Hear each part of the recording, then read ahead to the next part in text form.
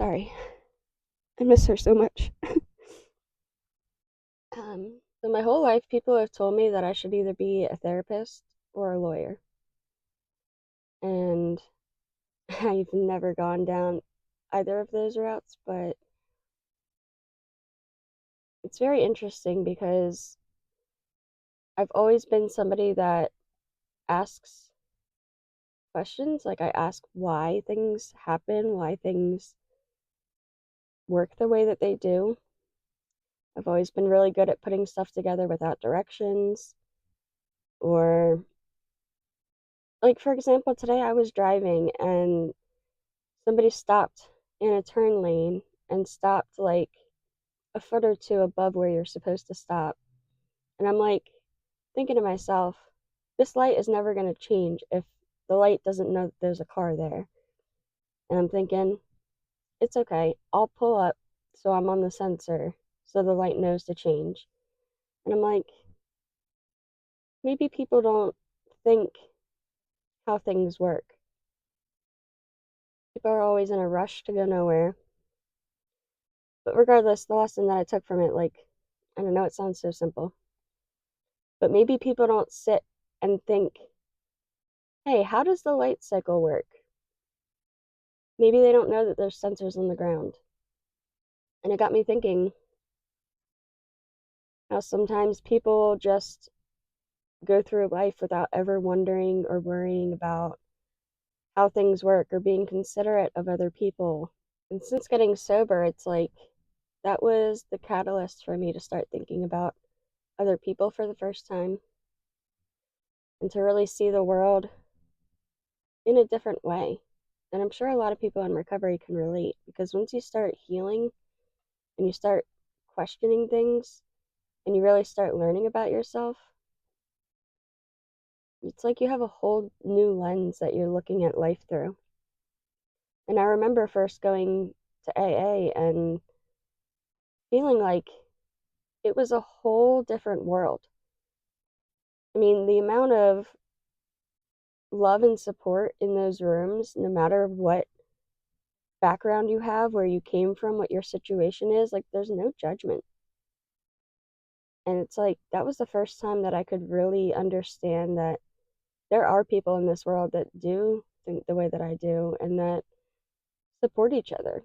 And even on this journey in on social media and being in the niche that I am, it's amazing to see how many beautiful people there are.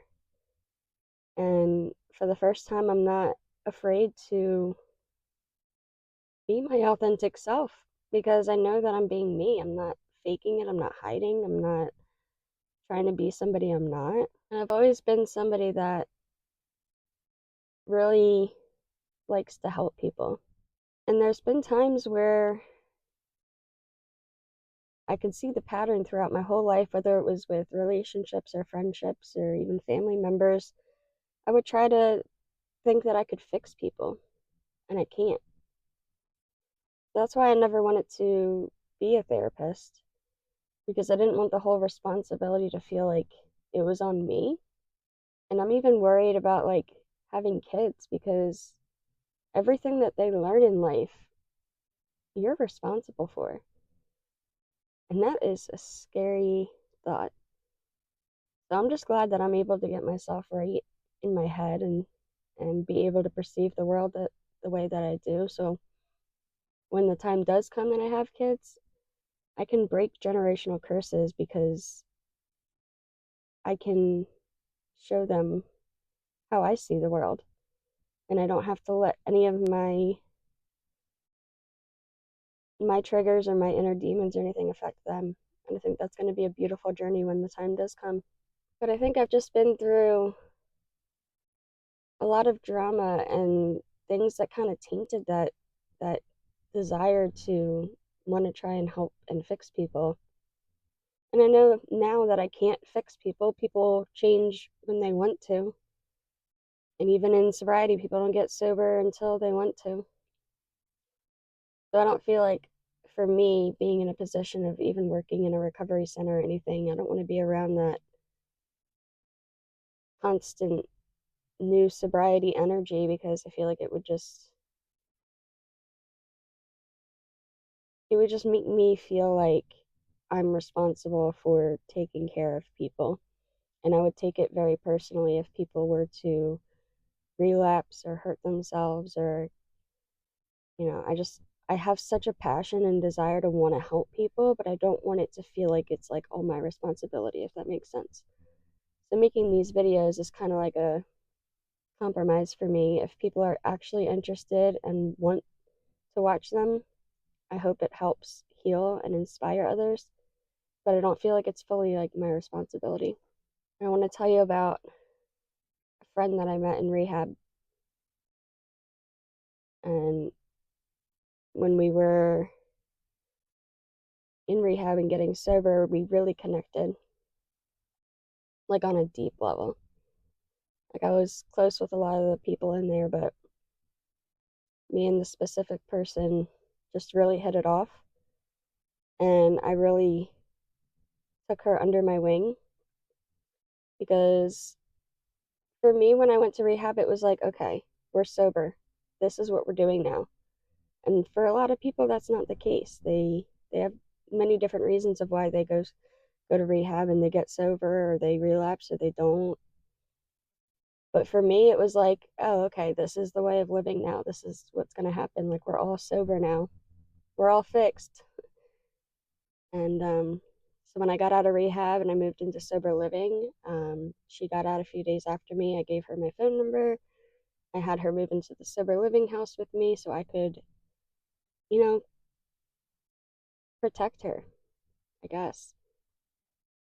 I didn't want anybody to relapse or to hurt themselves or to end up, underground or in jail or anything like that. So I took it upon myself to try and help her, and she got into some wild situations where I felt like she had nobody. I mean, she was out of state from where she lived, and I just really took that personally because I really just wanted to help her and I wanted to have a friend and to feel needed, and um, we got along so well.